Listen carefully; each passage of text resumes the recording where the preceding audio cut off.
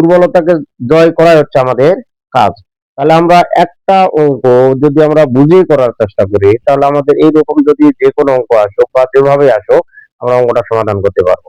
তাহলে বেশি বড় না করে চলে যাই বোর্ডের দিকে। দেখো আজকে আমরা যে অঙ্কটা নিয়ে আলোচনা করব, এই অঙ্কটা আমরা হয়তো বা দেখতে পারি যে দেখো এখানে আমি একটা অঙ্কের আলোকে 6টা অঙ্ক করেছি। আমাদের এখানে দেখো যে cos cot theta plus cos theta equal m এবং cot theta minus cos theta equal n হলে প্রমাণ করো যে এটা সমান। এটা বার আমরা এক অঙ্ক থেকে আমরা বিভিন্ন রকম অঙ্ক করা আমরা শিখব। ঠিক আছে, তাহলে দেখো আমরা সর্বপ্রথম আমি 1 নাম্বার নিলাম যে আমাদের কি দেওয়া আছে। আমরা আগে তুলে নিলাম cot theta cos theta equal হলো কত m, আর দেওয়া আছে কি cot থিটা মাইনাস হচ্ছে কি cos থিটা ইকুয়াল দেওয়া আছে কত n। আমাদের এখানে দেখো বাম পক্ষে কি দেওয়া আছে সেটা আমরা আগে করে নেব। তাহলে আগে আমরা সর্বপ্রথম করব কি m স্কয়ার n স্কয়ার, আমরা উপরে স্কয়ার না দিয়ে আমরা পরে দিব। এটাকে আমরা ধরলাম হচ্ছে আমি দিয়ে নিলাম, এটা আমাদের ls। ঠিক আছে, তাহলে এখন দেখো আমরা যে জিনিসটা করব, তাহলে আমরা লিখতে পারি এটার উপর আমরা স্কয়ার দিই, এই জন্য আমরা দ্বিতীয় বন্ধনী দিব cot theta plus cos theta, তারপর হবে কি হোল স্কয়ার মাইনাস, আবার আমরা লিখবো cot theta minus cos theta, তারপর হোল স্কয়ার দিব। এই যে তার উপর যে হোল স্কয়ার ছিল সেটা আমরা দিয়ে নিলাম। ঠিক আছে, আমরা দিয়ে নিলাম। তাহলে এখন আমরা একটা সূত্র জানি, কি সূত্র জানি, a plus b whole square minus a minus b whole square সমান সমান আমরা লিখতে পারি হচ্ছে কি 4ab। এটা আমরা কি লিখতে পারি, তাহলে আমরা লিখি, তাহলে আমরা লিখি হচ্ছে কি 4, এখানে তো ab না, এখানে আছে কি cot আর a আছে, তাহলে আমরা লিখবো কি cot থিটা ইনটু হচ্ছে কি cos থিটা আমরা দিলাম, দিয়ে তারপর কি দিলাম স্কয়ার দিলাম। ঠিক আছে, এইটুকু আমরা দিয়ে নিলাম। দেওয়ার পরে এখন আমরা করবোটা কি যে এটাকে আমরা ভাঙানোর চেষ্টা করব। তাহলে আমি 16টাকে বের করে নিলাম, যেহেতু 4 এর উপর স্কয়ার আছে এটা আমি বের করে দিলাম। এখন যদি আমরা এরকম ভাবে লিখি যে কি লেখা যায় যে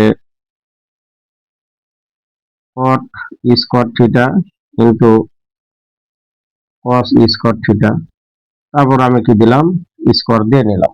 ঠিক আছে, তাহলে এখন আমাদের কাজ হচ্ছে এটাকে যদি আমি ভেঙে দিই, এটাকে আমি ভেঙে দিব, তাহলে রুট আমি ভেঙে দিলে এটা ভাঙানো যায় কি cot থিটা সমান আমরা লিখতে পারি, আমরা এটাকে আগে ভেঙে দেওয়ার চেষ্টা করি।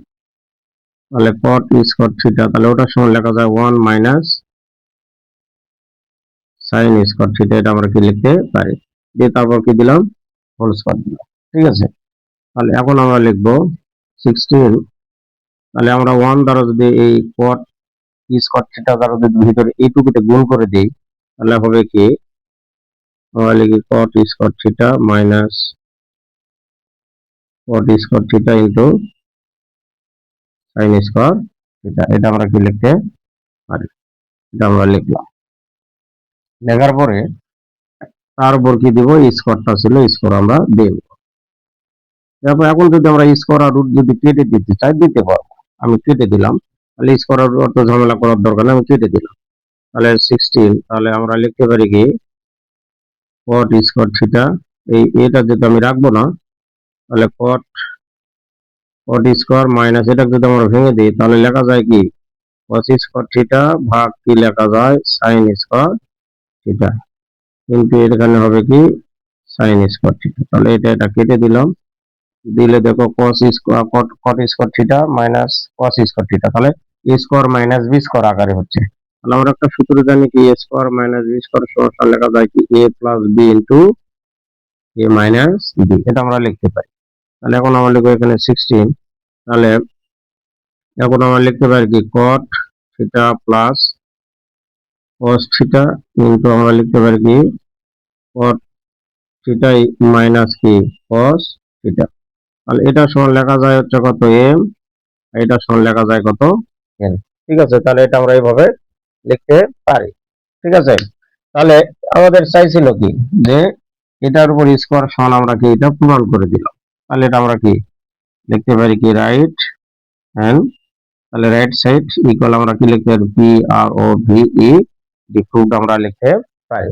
এখন দেখো আমরা এই অঙ্ক থেকে যদি আমরা অনুমান করি যেটার প্রতি স্কোর দেওয়া ছিল, স্কোর দেওয়ার পরে দেখো এটাকে যদি এখন আমরা এখানে নিয়ে আসি, দেখো আমরা যদি এর রূপটা যদি পরিবর্তন করি, তাহলে পরিবর্তন বলতে কি এখানে যেহেতু আমাদের এইটা সমান, তাহলে আমরা কি লিখতে পারি, তাহলে দেখো এক্স স্কোয়ার ওয়াই স্কোয়ার এটা দিলাম, দেওয়ার পর আমরা লিখলাম হচ্ছে অনুরূপ আমরা ধরে নিলাম, যেহেতু ধরে নিলাম হচ্ছে কত এক্স, এটা আমরা নিলাম, অর্থাৎ এম এর পরিবর্তে নিলাম হচ্ছে কত এক্স নিলাম, আর ওয়াই এর পরিবর্তে নিলাম কি এন নিলাম।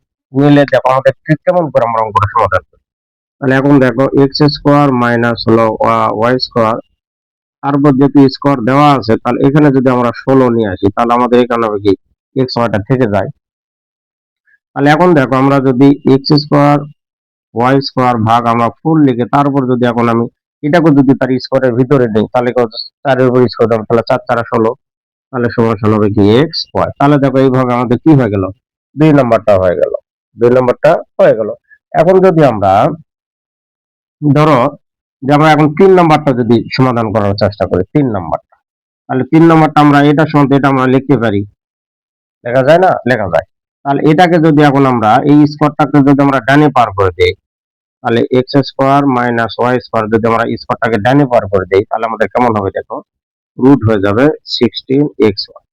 তাহলে সেই ক্ষেত্রে আমরা লিখতে পারি কি দেখো x square y square equal 4, আর 16 বর্গমূল হচ্ছে কত 4, আর এক্স ওয়াই আমরা লিখলাম। তাহলে এখন আমরা লিখতে পারি কি এক্স স্কোয়ার ওয়াই স্কোয়ার, এইটাকে আমি এই সাইডে যদি নিয়ে আসি, তাহলে কি হবে রুট এক্স ওয়াই ইকুয়াল হচ্ছে কত 4। এইভাবে আমরা কি করতে পারি, সমাধান করতে পারি। ঠিক আছে, তাহলে এইভাবে আমরা তিন নাম্বার করলাম।